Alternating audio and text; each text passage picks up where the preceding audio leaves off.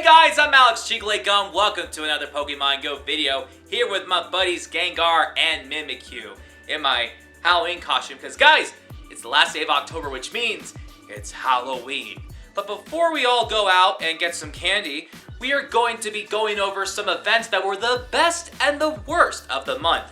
Whether it means bonuses, features, if there are any technical issues, participation, positive and negative feedback, and so much more. I know, trainers really wanted Mimikyu for the Halloween events. Make sure you guys subscribe to this channel and let us know in the comments below which Pokemon Go event was the best or which one was the worst of the month of October. And there were 8 events, so we're gonna say number 8 is the worst and number 1 is the best. So let's go over and check out number 8. Guys, I need to set you down gently because we gotta make a video.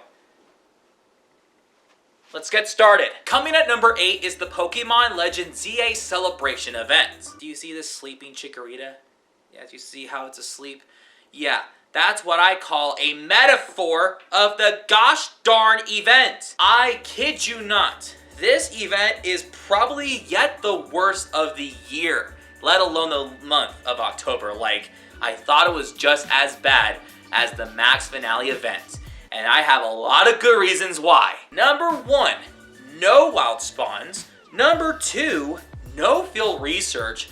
Number 3, only one bonus that I thought was completely useless, which was an increased chance of Mega Raids, which included Mega Salamence or Mega Mawile. It didn't feature any of the new Megas, which I'm gonna let that slip and get behind. Are you telling me that a celebration event in a game like Pokemon Go is going to feature nothing?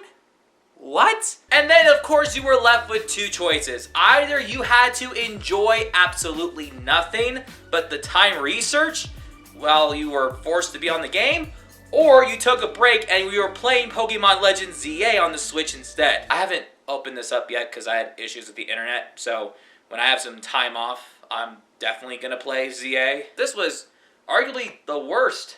Like, it's up there with Max Finale, I'm telling you. It was bad. Really bad. Coming at number 7 is the Steel Skyline event. Is it just me, or didn't we have like 3 Steel type events this year? We had the Steel Resolve, we have the Steel and Scales event in July, and now we have the Steel Skyline. Like, I feel like the spawns were copy and paste, and I felt like with this event, I just didn't want to play it too much. Technically, this event started in September, but I decided to put on this list because it was on for the majority of October. So literally the only reason why we play this event is to get the Dynamax Duraludon. And that's a little bit conflicting because on one end, you want to get a shiny, or at least a really good Duraludon, to have defensively against other futuristic Dynamax and Gigantamax Pokemon because of the Steel and Dragon typing. But on the other end, you have Gigantamax Duraludon that could appear, and you probably just didn't want to do too many Dynamax battles because it would have been a waste of max particles, knowing that this weekend Gigantamax Garbodor is coming up. So I feel like there was more participation comparing to the Legends ZA event. Just saying. Coming at number 6 is Mega Rayquaza Raid Day. I love Rayquaza. I love the Mega Evolution. I just hate how glitchy this raid day was. Trainers lost remote raid passes because they have to exit out of the game to restart if they get booted out of the gym. And I feel like there wasn't much of a compensation for that. I feel like it was just so glitchy. Like, it was just, this could have been so good. Like, I could have placed it in the top 3 for October, but they have to ruin it in the support department. Coming at number 5 is Solosis Community Day. At first, I thought this Community Day was going to suck, just like the Vanillite Community Day back in April.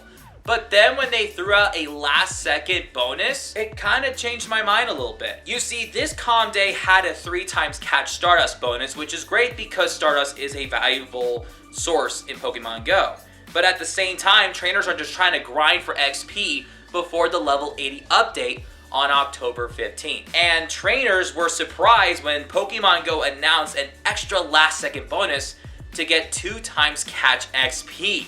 So when you have a community day that features both extra Stardust, and extra XP bonuses, you know it's a good comm day. Also, what I was really surprised, because I felt like I misread information, but I thought you could only get a Solosis with a special background in the wild only by lure modules. When I caught a shiny in the pure wild, not anywhere near a Pokestop, and I got one with a special background, not that I think that special backgrounds have value, I was just surprised I was able to encounter more with a special background than I did with a special research or field research. So yeah, I hope next community day we have that same luck for those who want the special research backgrounds easily. Coming at number 4 is the Halloween event part 1. First and foremost, justice for Mimikyu for not being featured for this year's Halloween event.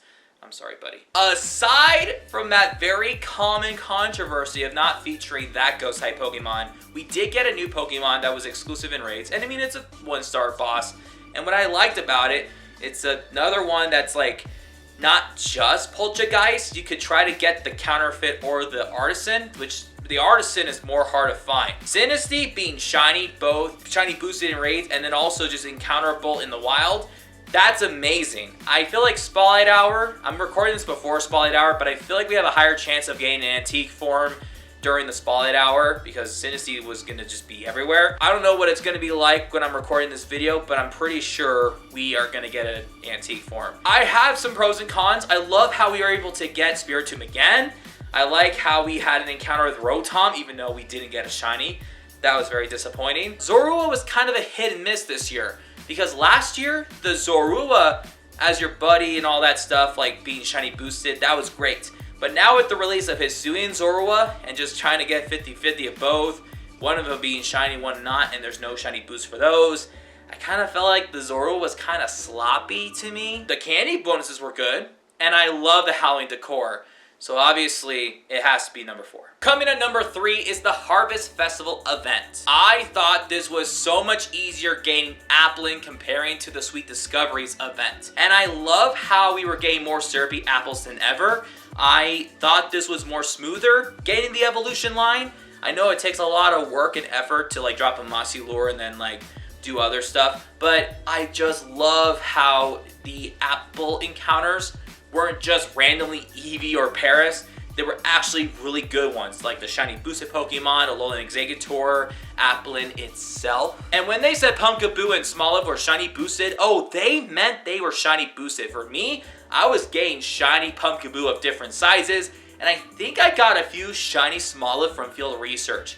Like, I was getting shiny boosted Pokemon like it was no tomorrow. Also, I really like how Hydrapple is finally in Pokemon Go. I thought this was a really well-rounded event in my opinion, and I thought this was a huge improvement comparing to the Sweet Discoveries event when it comes to the release of Applin. Coming at number 2 is part 2 of the Halloween event. Literally everything I said, copy and paste, except I really like the switch up of spawns. I'm not a costume person when it comes to shiny hunting, but man, I love how they shiny boosted the Teddiursa and Noibat with the costumes.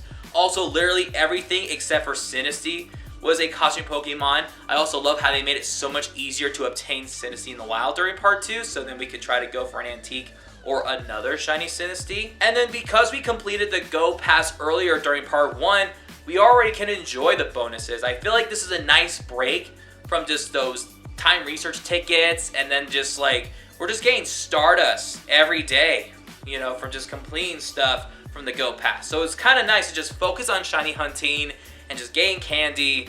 That's how it should be. Also, shiny boosted Pokemon that are costumed in raids is another bonus right there. I really like how trainers can have a higher chance of getting shinies. Obviously, we're still playing this event when I'm making this video, so hopefully we can get more shinies. And there is no debate. The number 1 Pokemon Go event in the month of October was Mega Metagross Raid Day. Number 1, unlike Mega Rayquaza, there were no technical issues.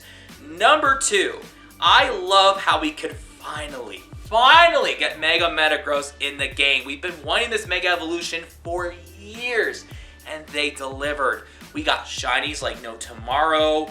We actually have like a 100% IV that I have Dynamaxed that we could also Mega Evolve. So I have like a multi-use Hundo Metagross, which is great. And It's just a well-rounded steel type. I know the number 1 is like Dustin and the Crozone, but like, who doesn't like Metagross? Also, who doesn't like shiny Metagross? I know I love it. Well, once again, guys, I hope you have a great Halloween, whether you're all dressed up and playing some Pokemon Go, or you're just on the couch with a bowl of candy playing Pokemon Legends ZA, and not falling asleep during the celebration event like Chikorita. Because my god, that event was terrible. Thank you guys again for watching. We'll see you guys in November, and we'll also see you guys during the Gigantamax Garboda Raid Day. Peace out!